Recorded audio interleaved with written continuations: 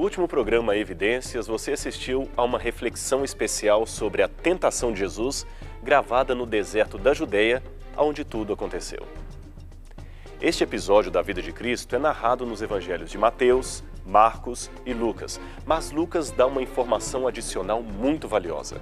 Ao terminar a sua versão sobre a luta de Jesus com seu arqui-inimigo, Lucas escreve uma nota que merece ser considerada.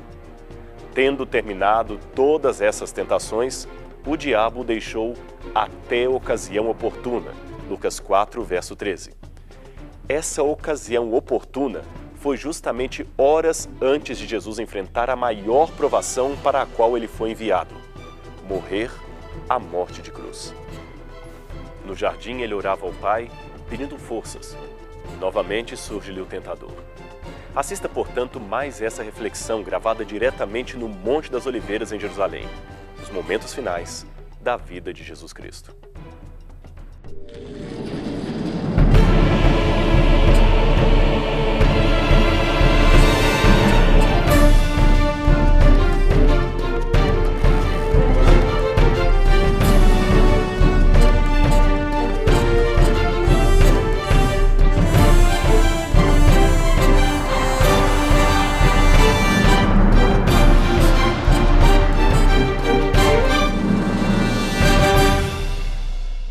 O Monte das Oliveiras fica a leste da antiga Jerusalém. Esse lugar é especial para os cristãos e faz parte da fronteira ocidental do deserto da Judeia. Entre ele e a cidade antiga de Jerusalém está o Vale do Cedron, ou como também é conhecido, Vale de Josafá. Foi aqui que Jesus lamentou a impenitência de Jerusalém e ensinou a respeito da ruína do templo. Era no monte onde Jesus costumava orar. Em um desses momentos de oração, foi preso no alto do monte. Imagine quanta tristeza Jesus sentiu nos últimos momentos vividos aqui. Em companhia dos discípulos, fez o Salvador vagarosamente o caminho para o jardim de Getsêmani.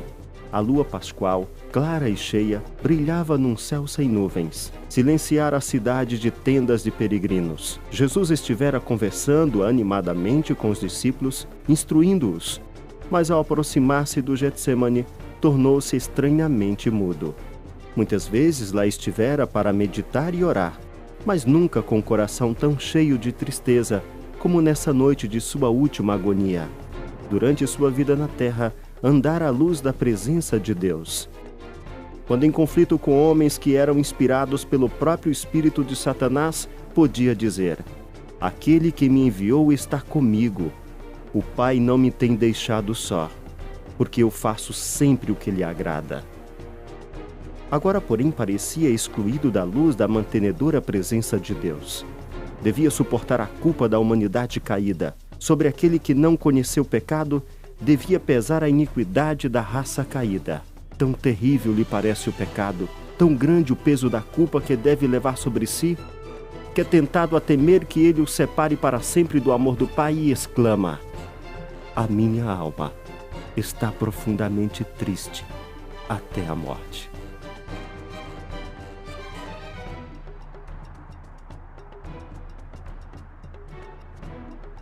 Estamos no Monte das Oliveiras, em Israel. E este lugar aqui é muito especial, porque nós estamos em um jardim que conserva os únicos exemplares milenares de oliveiras do tempo de Cristo, isto é, oliveiras com mais de 2.000 anos. Essas árvores, então, já estavam aqui quando Cristo passou várias vezes por esse local. São testemunhas, de certa forma, do sofrimento do Senhor. De certa maneira, podemos até imaginar o privilégio que nós teríamos se estivéssemos aqui com essas árvores há 2.000 anos atrás. Várias vezes Jesus subiu esta montanha para orar com seus discípulos, para revelar segredos do reino dos céus. Muita coisa importante relatada nos 4 evangelhos ocorreu aqui, exatamente neste lugar. E no programa Evidências de hoje, você conhecerá os momentos finais da vida de Cristo no Jardim das Oliveiras e saberá um pouco mais sobre estas milenares plantações.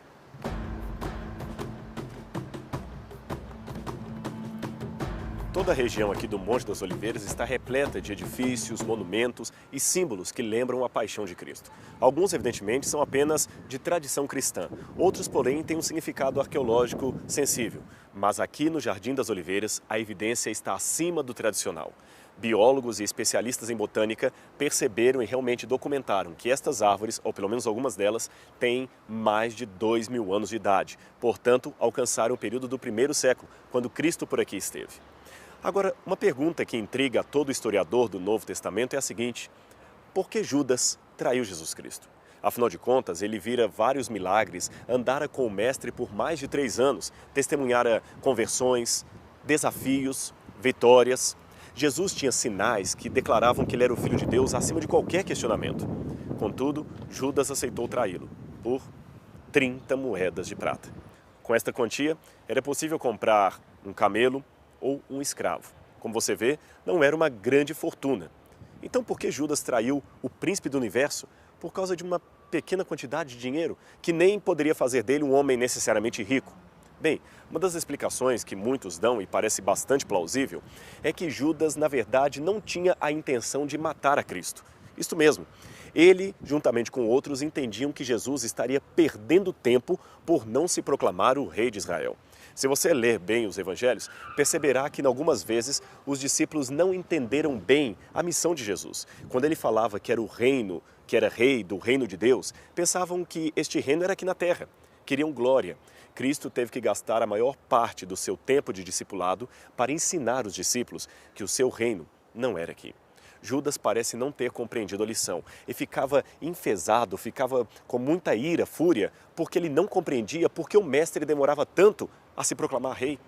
Na sua cabeça, se Cristo arregimentasse um exército e proclamasse uma guerra civil, todos ficariam ao seu lado. Não teriam problema de morte, porque Jesus poderia ressuscitar os seus soldados. Não teriam problema de comida, porque Jesus poderia multiplicar os pães. Esta era a visão de Judas, completamente materialista. Um dos episódios do Evangelho parece retratar o momento em que Jesus chamou Judas para o seu discipulado. Ou melhor, segundo a interpretação de alguns, não chamou. Judas se ofereceu, e esta última alternativa parece bastante acertada. A Bíblia diz que um homem chegou até Jesus e lhe disse: Mestre, te seguirei por onde quer que fores. E o mestre respondeu: As raposas têm os seus covis e as aves do céu seus ninhos, mas o Filho do Homem não tem onde reclinar a cabeça. Palavras estranhas para a nossa cultura, não é mesmo? O que Jesus quis dizer com esta declaração? Bem, de acordo com dados da época, a família de Herodes tinha um apelido que lhe era dado pela população. Herodes não era bem querido, nem ele, nem os seus parentes. Herodes era filho de um pai judeu e de uma mãe idumeia. Ele não era, portanto, genuinamente um judeu. Então Herodes, como além disso era odiado e muito sanguinário, era apelidado de Velha Raposa. Não somente ele, mas toda a geração dos herodianos. Então quando Jesus disse, as raposas têm os seus covis, estava referindo-se à família de Herodes. E as aves do céu? Bem, quando Jesus falou que as aves do céu tinham seus ninhos, ele estava fazendo uma referência a uma literatura apocalíptica da época que comparava os gentios, naquele tempo, principalmente os romanos, como sendo aves do céu. Em outras palavras, os romanos, os gentios, os não-judeus tinham um ninho em Israel. Os herodianos tinham covis em Israel, como se fossem aves e raposas. Mas o Filho do Homem, isto é, o Messias, não tinha um lugar em Israel. O que ele estava tentando ensinar para Judas era que todos os estrangeiros podem ser bem recebidos aqui, mas não espere que eu seja bem recebido. É provável que eu seja odiado, aliás, crucificado, e todos aqueles que estiverem ao meu lado também sofrerão perseguições. Judas deixou que o seu ego, que os seus tabus, que a sua forma de encarar a vida dominasse a realidade. E este é um erro que ele cometeu e que devemos aprender. Muitos de nós sofremos, às vezes, a síndrome de Judas. Queremos julgar a realidade com o nosso código de valores. Queremos ler a história com os nossos próprios óculos e não com a visão de Deus. Bem, Judas então quis ajudar ao mestre. Aí foi o seu outro erro. Pensar que podia ajudar o Messias. Ele pensou, se eu forçar que Jesus seja preso, automaticamente eles vão querer dominá-lo. Jesus então fará um grande milagre para se libertar das algemas e todos poderão testemunhar o seu feito, a começar dos soldados, que imediatamente se ajuntarão ao seu lado. E assim ele fez. Foi até os sacerdotes, pediu 30 moedas de prata e mostrou onde estaria Jesus. As pessoas da época, é claro, conheciam o mestre. E por que não o prenderam à luz do dia? Muito simples. A Bíblia explica. Não queriam tumulto. Jesus andava cercado por pessoas e, evidentemente, se um soldado ou um grupo de soldados fossem tentar prender Jesus, automaticamente a multidão poderia interferir libertando Jesus ou, quem sabe, até batendo nos soldados. Então, Judas preferiu tramar com os sacerdotes que a prisão e a traição deveria ser feita à noite. Ele sabia que Jesus vinha esporadicamente a este lugar para fazer as suas orações. A noite seria o melhor momento para isto. Um pouco antes deste episódio da traição, Jesus havia revelado na Santa Ceia que Judas haveria de traí-lo. Judas, enfurecido, saiu, pegou as 30 moedas e, quem sabe, você pode imaginar Judas caminhando por algum canto deste monte e pensando consigo mesmo: eu vou ajudar Jesus. Ele não está entendendo a minha ação, mas eu vou mostrar-lhe como deve ser feito. Imagina a ironia, querer ensinar a Deus como a história deve ser feita. Judas, então, caminhou para esse lugar, onde ele iria dar o beijo da traição. Uma leitura poética do Gênesis diz que quando Deus soprou nas narinas de Adão o fôlego da vida, Deus lhe deu o beijo da vida. E agora, milênios depois, ele recebe o beijo da morte. Uma criatura sua, neste caso Judas, lhe dá o beijo da morte. Por que o beijo? Bem, há duas explicações básicas para isso, culturais. A primeira delas é que as pessoas naquele tempo, os homens, se cumprimentavam dando o ósculo, ou seja, o beijo no rosto. Além disto, lembremos, aqui durante algumas partes do ano faz frio à noite. Naquela noite temos uma evidência do Evangelho que era uma Páscoa fria, porque Pedro, que mais tarde haveria de trair o Senhor, estava numa lareira ou numa fogueira junto com servos da casa de Caifás, quando foi reconhecido e evidentemente negou o Senhor. Por ele estar ali esquentando o fogo, como diz assim, ele estava então sentindo frio. As pessoas então usavam para se proteger do frio um talit, isto é, uma espécie de pano na cabeça para não somente se proteger da geada, mas também do vento com poeira e outras coisas mais. Não podemos afirmar com certeza absoluta quando começou o costume judaico de orar com a cabeça coberta, mas se esse costume valesse para os tempos do Novo Testamento, é provável que Jesus estivesse orando perto das árvores com a cabeça coberta. Então imagine, estava de noite, Jesus estava com seus discípulos, não havia energia elétrica. Então Judas calculou que poderia haver o risco de um dos discípulos assumir o lugar de Jesus e desse modo eles iam acabar pegando a pessoa errada e Jesus escapando. Então veio a estratégia do beijo. Ele se aproxima do mestre, diz "Salve, Rabi" e vai beijar a Jesus. Para beijar a Jesus, ele força com que Jesus descubra o rosto e assim revele realmente que é ele e não outra pessoa. Jesus não demonstra a menor resistência. Eles o prendem, o levam para a casa de Caifás, que segundo uma possibilidade arqueológica seria aqui perto, e ali Jesus passa toda a noite, sofrendo a mais terrível forma de humilhação e castigo. Eles estavam tramando alguma maneira de levantar um dossiê falso contra Jesus. Havia uma pressa dos líderes judaicos em que Jesus fosse morto antes da Páscoa. Por qual razão? Eles temiam que na Páscoa, como Jerusalém estava apinhada de pessoas e peregrinos de todas as partes, se Jesus nesse dia operasse um milagre, o seu engano, lembre-se, eles achavam que Jesus era um mentiroso, o seu engano seria algo que ninguém poderia impedir. Então eles de alguma maneira teriam que colocar uma parada em Jesus, teriam que interromper o seu ministério de uma maneira dramática, teriam que convencer Pilatos a matar Jesus antes da Páscoa. Por isso resolveram durante toda a noite reunir falsas testemunhas, falsos depoimentos, falsas evidências contra Jesus. Foi aqui, nesse local. Agora imagine uma outra luta que Jesus teve antes um pouco de Judas trair-lhe com um beijo. Num dos programas anteriores, falamos da tentação de Cristo no deserto. E ali mencionamos que o diabo, depois daquela vitória de Cristo sobre ele no deserto da tentação, abandonou Jesus apenas por um pouco espaço de tempo. Isso está no Evangelho. Que pouco espaço de tempo seria esse? Até Jesus estar novamente no Getsemane, no Jardim das Oliveiras. O diabo aparece de novo para Jesus. Agora imagine a cena. Ela não está explícita nos Evangelhos, mas é possível lê-la nas entrelinhas. Jesus orando, fielmente ao Pai, pelo seu lado humano sentindo um terrível peso sobre a sua alma. Jesus temia a morte eterna. Ele sabia parcialmente o que iria enfrentar, mas não sabia todos os detalhes. Talvez você pergunte, mas como não sabia? Ele não era Deus? Ele não era onisciente? Há um detalhe teológico que devemos entender. Embora Cristo não perdesse nenhum dos seus atributos divinos, quando ele assumiu a natureza humana, ele a assumiu de verdade.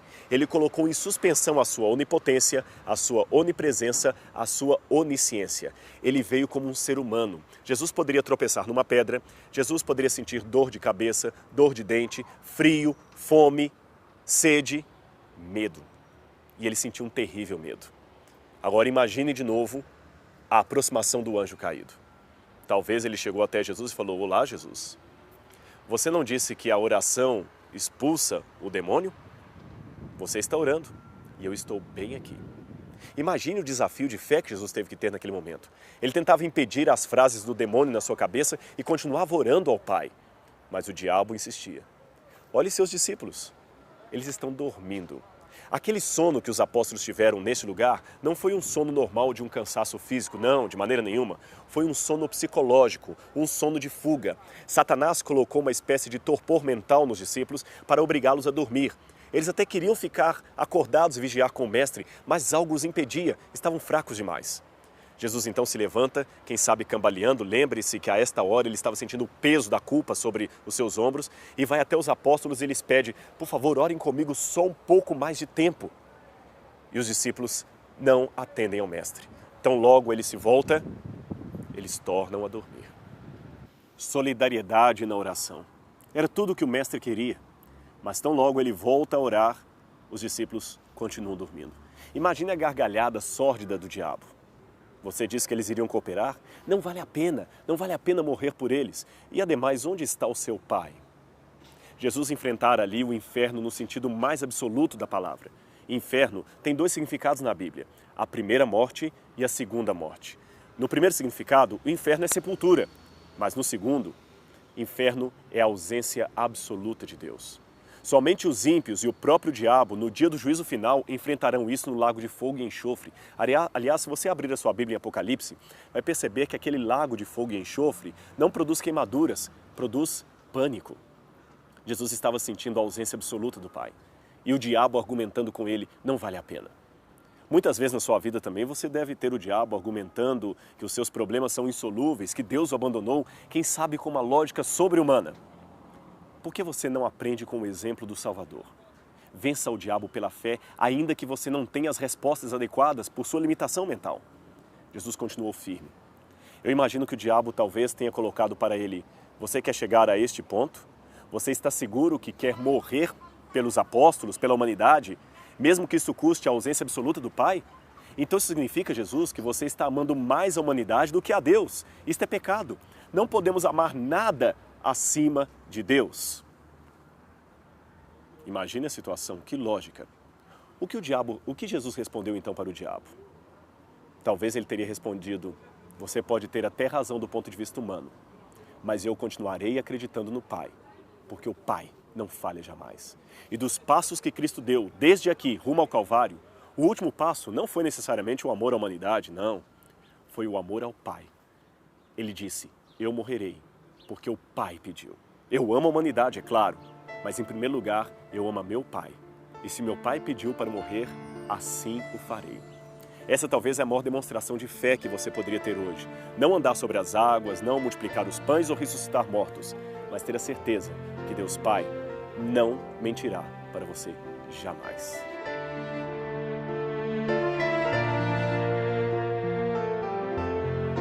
Tremenda esta luta de Jesus contra os poderes das trevas, não é mesmo? Bem faríamos se gastássemos pelo menos 1 hora a cada dia refletindo sobre a vida do Filho de Deus, especialmente os momentos finais. Deixe-me contar-lhes uma história que, segundo alguns, é verídica, segundo outros, fictícia. Mas o que importa agora, neste momento, é o moral que podemos tirar dela. É uma história supostamente ocorrida com Leonardo da Vinci quando estava produzindo o seu famoso quadro A Última Ceia de Cristo. Eu tive a oportunidade de ver esse quadro no norte da Itália, em Milão, no mosteiro de Santa Maria delle Grazie, que hoje, evidentemente, não é mais um mosteiro. Ele foi destruído durante a Segunda Guerra Mundial por um bombardeio, mas miraculosamente o quadro que estava pintado na parede do refeitório do mosteiro acabou ficando intacto. Este quadro passou, evidentemente, por diversas restaurações e a suposta história que aconteceu com ele diz que quando Da Vinci estava pintando as personagens que iriam compor o momento da Santa Ceia, ele usava estudantes daquele próprio monastério para servirem de modelos para as personagens. A cena era clássica. Era o momento exato em que Jesus, apontando para os seus apóstolos, afirmava: em verdade vos digo, que um dentre vós me há de trair. Da Vinci, então, escolhera um mais velho para ser Pedro, outro para ser Tiago, João e assim por diante. Mas, evidentemente, faltavam duas personagens que Da Vinci não encontrava ninguém com capacidade exata para retratá-las. Consegue adivinhar quais seriam? É claro, Jesus e Judas. Quem teria um olhar tão nobre, uma feição tão celestial para representar o Filho de Deus? E, ao mesmo tempo, quem teria uma face tão horrenda e se prestaria ao papel de representar Judas, o traidor do Filho de Deus?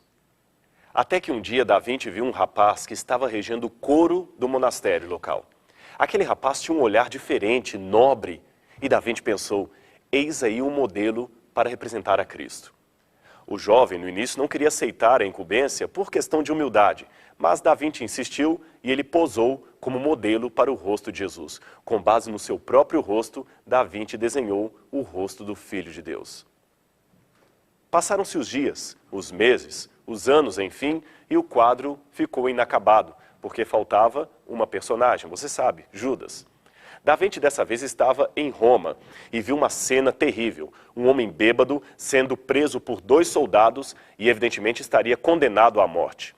Da Vinci soube posteriormente que aquele homem, numa briga de bar, havia matado um outro soldado e por isso agora seria sentenciado à morte. Ele não pensou 2 vezes. Tenho aí neste homem o modelo para retratar Judas.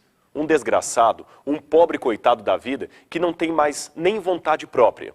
Pedindo então ao governador para emprestar aquele homem para servir de modelo para o seu quadro, Da Vinci levou aquele homem, evidentemente com soldados, até Milão e, com base no seu rosto, começou a fazer os rascunhos para o rosto de Judas.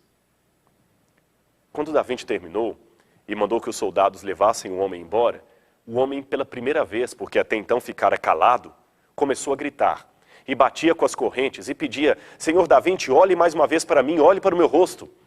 E Da Vinci dizia: eu não preciso olhar para o seu rosto. Olhe para mim, o senhor não está me reconhecendo. E Da Vinci: não, eu não estou lhe reconhecendo e não preciso olhar para você. Da Vinci pensou: esse homem sabe que vai morrer e por isso está relutando. Mas o homem mais uma vez insistiu: por favor, olhe para mim, o senhor não está me reconhecendo? Pois fique o senhor sabendo que eu fui o jovem que anos atrás serviu de modelo para o senhor pintar o rosto de Cristo. Mas eu saí dos caminhos de Deus e hoje eu volto aqui para retratar Judas. Como eu disse, há especialistas em arte renascentista que dizem que esta história é verídica. Há outros que negam a veracidade deste episódio. Mas o que nos interessa é o seguinte: hoje, você que está assistindo esse programa tem o convite da graça de Deus. E se eu fosse um pintor renascentista, quem sabe eu poderia retratar o rosto de Cristo baseado no seu rosto. Mas nunca permita, nas atitudes, nas ações, que o seu rosto um dia possa retratar Judas. Que nós não possamos nunca trair o Filho de Deus com as nossas ações. Porque um dia ele virá nas nuvens do céu com poder e grande glória. E será muito bom poder nesse dia chamá-lo de meu Salvador, meu amigo.